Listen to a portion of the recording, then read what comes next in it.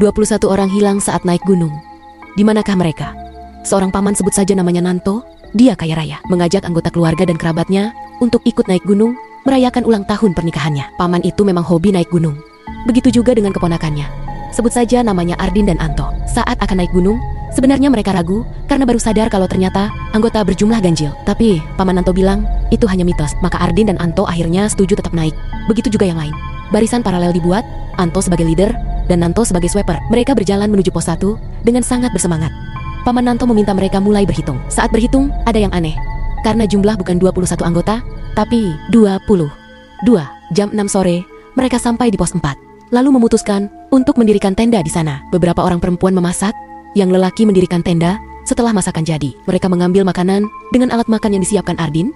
Mereka makan dengan lahap. Setelah makan dengan kenyang, mereka memutuskan untuk beristirahat karena pada dini hari berencana untuk summit atau naik ke puncak bersama-sama. Semua orang terlelap dalam sekejap karena kelelahan, termasuk Nanto, Ardin dan Anto. Semua anggota keluarga dan kerabat Nanto akhirnya bangun pada dini hari dan bersiap naik semua, meninggalkan tenda mereka di sana untuk naik ke puncak.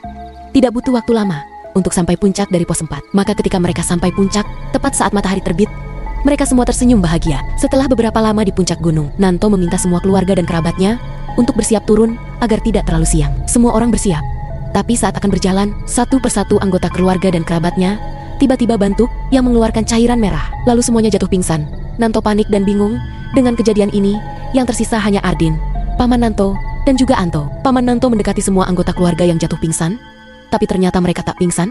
Mereka meninggal dunia. Akhirnya, paman Nanto meminta Ardin dan Anto untuk turun ke bawah, mencari ranger atau petugas yang menjaga gunung, minta bantuan mereka untuk naik. Sementara paman Nanto akan menjaga semua anggota di atas. Paman masih memiliki keyakinan kalau mereka masih bisa diselamatkan. Ardin dan juga Anto berlarian turun gunung untuk melaksanakan perintah pamannya. Mereka harus mencari ranger gunung untuk minta bantuan. Tapi hingga hari ke-9, mereka dinyatakan hilang. Ardin dan Anto juga tak pernah diketemukan. Padahal, areal gunung sudah disisir oleh para pendaki gunung ahli yang berasal dari tim gabungan tentara, polisi, dan juga pecinta alam. Sebut saja namanya Adit.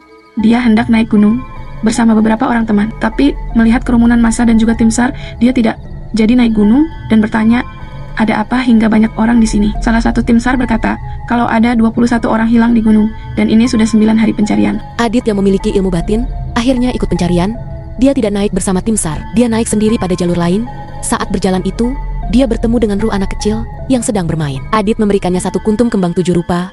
Bagi ruh itu, rasa kembangnya seperti permen yang enak. Adit bertanya pada ruh anak itu tentang ramai orang yang naik gunung. Ruh anak itu lalu membimbing Adit untuk menemukan mereka. Apa yang terjadi pada Pak Nanto dan semua kerabatnya.